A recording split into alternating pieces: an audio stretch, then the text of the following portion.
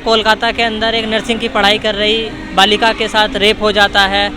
उसकी जो बॉडी है वो अर्धनग्न अवस्था में उसी कॉलेज में मिलती है जहाँ पे वो पढ़ाई कर रही है। क्या सरकार की गलती है, प्रशासन की गलती है या कॉलेज की? बिल्कुल डेफिनेटली सरकार की गलती है, सरकार की गलती है। सरकार इन सब चीज़ों को इसमें दोनों की ही गलती हम मानेंगे, प्रशासन की भी गलती है, सरकार की भी गलती है। जो कॉलेज प्रशासन है उसको भी जो खुलेआम छूट दी जा रही है, कोई भी आ रहा है कोई भी जा रहा है, और जो भी चीज़ें हुई वहाँ पर उसको लेकर के सरकार भी दोषी है। सरकार को आप देखें कि जितना भी बांग्लादेशी और रोहिंग्या प्रवेश कर रहा है वो बांग्लादेश से ही प्रवेश कर रहा है, और वहाँ पर किस तरीके से नागरिकता लेकर के जितनी भी आपराधिक गतिविधियाँ हो रही हैं, चाहे वो कोलकाता हो, चाहे पश्चिम बंगाल हो, चाहे पूरा भारत हो, हर जगह इस तरीके की आपराधिक गतिविधियाँ हो रही हैं। खैर, उस बच्ची के साथ जो हुआ वो बहुत ही नृशंस और बहुत ही घटिया काम था। इसका विरोध हुआ पूरे देश में। मैं लखनऊ से हूँ, लखनऊ मेडिकल कॉलेज में भी बच्चों ने बहुत विरोध किया, रेजिडेंट डॉक्टर्स ने भी बहुत विरोध किया, और इसका डेफिनेटली विरोध होना चाहिए। और जितनी भी मैक्सिमम से मैक्सिमम हमारे संविधान में सजा है ऐसे व्यक्तियों के लिए, और उनको देनी चाहिए। बिल्कुल। अच्छा, आप लखनऊ से बिलोंग करते हैं। यूपी के अंदर योगी आदित्यनाथ ने पिछले 10 साल के अंदर कोई अच्छा काम किया है हिंदुओं के लिए या मुस्लिमों के लिए, जो आपको सबसे ज़्यादा प्रभावित करता है? मुझे प्रभावित ये करता है कि जो मुस्लिम्स कहते हैं हमें कुछ नहीं मिल रहा है। मैं लखनऊ से हूँ, 7 साल हो गए योगी सरकार को, 10 साल हो गए केंद्र सरकार को। जो लोग ये कहते हैं ना कि मुस्लिम्स के साथ अलग नैरेटिव चल रहा है, हिंदुओं को इनको प्रायोरिटी दी जा रही है, ये बिल्कुल गलत है। आप आइए लखनऊ में, मैं दिखाता हूँ आपको जितने भी प्रधानमंत्री आवास हैं वहाँ पर अगर 100 घर हैं तो उसमें से लगभग 40 मुस्लिम्स को मिले होंगे, 60 हिंदूज़ को मिले होंगे। अब वहाँ जाके देखिए, और वही जो 40 हिंदू मुस्लिम्स को मिले हैं वही वहाँ पर जो है नरक मचाए हुए हैं, वही लोग वहाँ पर आफत मचाए हुए हैं। क्योंकि मैं बहुत जगह गया हूँ, ऐसी जगह पे जाता हूँ वहाँ पर, तो वहाँ पर जो चीज़ें आप राशन कार्ड में देखिए, कहीं पर कोई वो नहीं है। आप सबसे बड़ी योजना 5 लाख का जो बीमा मिल रहा है, जिसको आयुष्मान कार्ड कहते हैं, हमें नहीं मिला। मेरे जानने वाले बहुत लोग हैं, बेचारे परेशान हैं, उनके घर में किसी को टीबी है, किसी को कैंसर हो गया, लेकिन उनको नहीं मिल पाया। लेकिन मुस्लिम्स को, पूरे परिवार को 5 लाख का बीमा मिला, सबको आयुष्मान कार्ड मिला हुआ है। और ये ऊपर से आदेश हैं कि जिनके भी 6 या 6 से ज़्यादा बंदे हैं, मतलब एक फैमिली में, उनको प्रायोरिटी दी जाए। तो जाहिर है हिंदू के तो होते नहीं हैं। 6 बच्चे किस घर में मिलेंगे आपको, या 6 लोगों की फैमिली बहुत ही मुश्किल से आपको मिलेगी। 6 या 6 से ज़्यादा लोग हैं, उनको प्रायोरिटी पे उनका पहले बनाया जाए। अब समझ लीजिए क्या इसमें प्रधानमंत्री क्या गड़बड़ कर रहे हैं, प्रधानमंत्री क्या इसमें पक्षपात कर रहे हैं।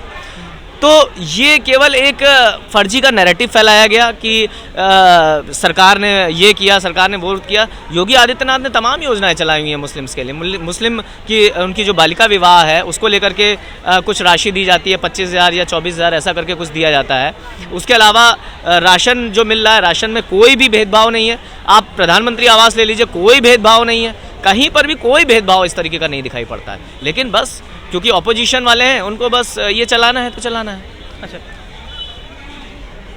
अयोध्या के अंदर एक 12 साल की बच्ची के साथ रेप हो जाता है, और अखिलेश यादव बोलते हैं कि पहले टेस्ट करा लीजिए, उसके बाद ये डिसाइड होगा कि जो अपराधी है उसने रेप किया है या नहीं किया। तो क्या अखिलेश यादव उन्हें बचाना चाहते हैं?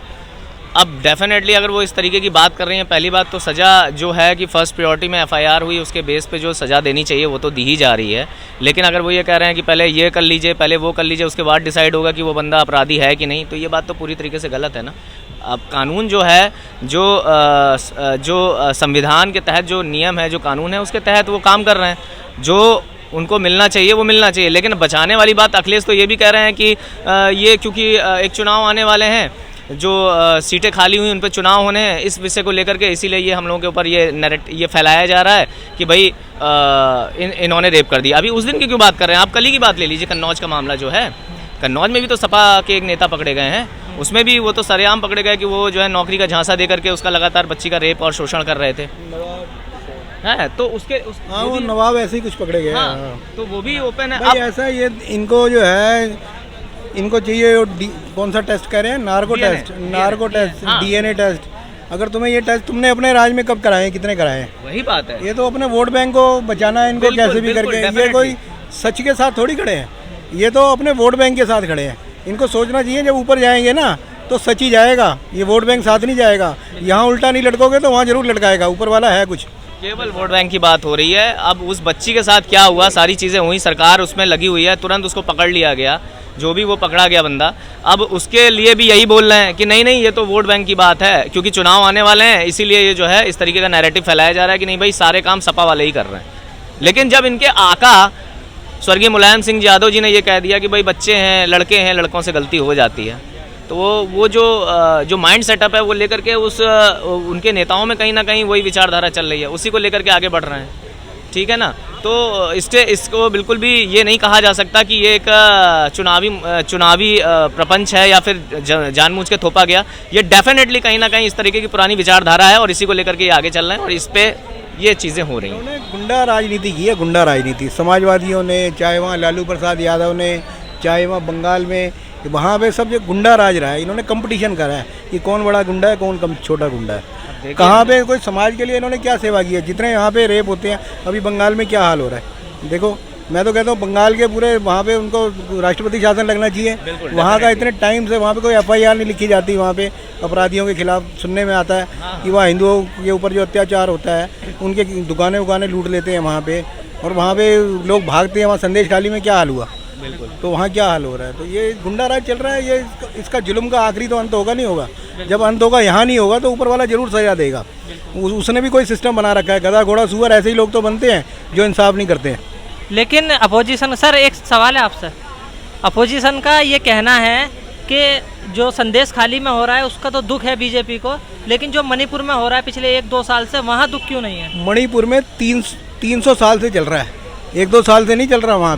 वहाँ पे 3 कम्युनिटियों का आपस में वो है, समझ गए। और वहाँ पे घुसपैठ इन कांग्रेसियों ने ही करवा रखी है वहाँ पे। और वो पूरे 70 साल जो कांग्रेस का राज रहा है वहाँ पे आगे चलती रही है। ये है कि पहले मीडिया नहीं था, अब मीडिया है, अब सब कुछ सामने आता है, पहले नहीं आता था।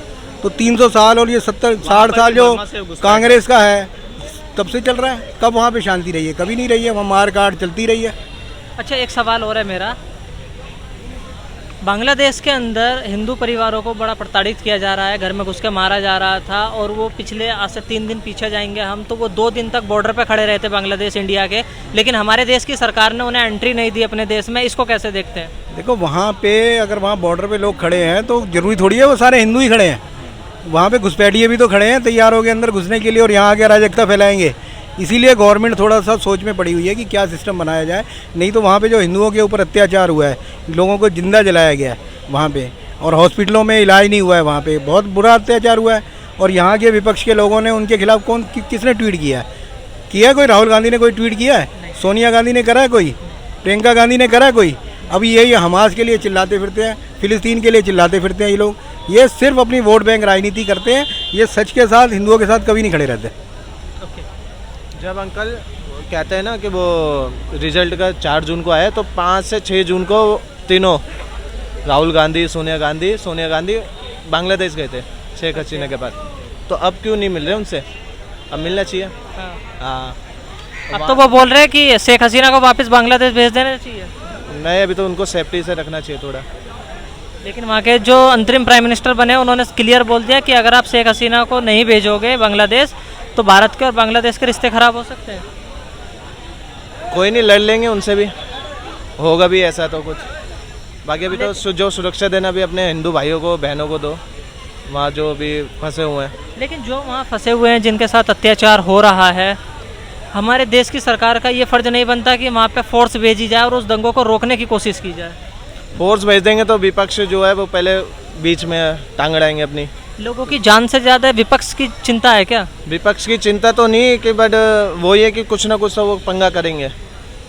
हाँ, बस इतने बोलूँगा। बांग्लादेश के अंदर जो हिंदू फैमिलीज़ के साथ हो रहा है पिछले कुछ दिनों में, बहुत ही बेकार हुआ है, बहुत ही गलत हुआ है। वो किसकी सोची समझी साजिश, आखिर कौन है उसको करने वाला? देखिए, जिसको हमारे देश के जो राजनेता हैं, पक्ष विपक्ष वाले, कुछ विपक्ष वाले, या फिर जिसको हम कहेंगे जिनको शांति प्रिय समुदाय जिसको बोलते हैं, आप बांग्लादेशी नहीं, आप कहीं भी ले लीजिए, चाहे आप ब्राज़ील ले लीजिए, चाहे आप किसी अन्य देश में ले लीजिए, किसी भी देश में इस प्रकार का समुदाय जहाँ पर भी इसने शरण ली, उसको इन्होंने रहने नहीं दिया, उनको जीने नहीं दिया। और वहाँ तो हिंदू माइनॉरिटी में है, हिंदू, बौद्ध, जैन वहाँ माइनॉरिटी में है, सिख वहाँ माइनॉरिटी में है। जिस हिंदू ने कोविड के समय में लाखों लोगों को वहाँ भोजन करवाया, जिस मंदिर में भोजन कराया, जिस इस्कॉन टेम्पल में मंदिर करवाया भोजन करवाया, जिस इस्कॉन टेम्पल ने बांग्लादेश विभाजन के समय, बांग्लादेश के समय, उस समय उन्होंने करोड़ों रुपए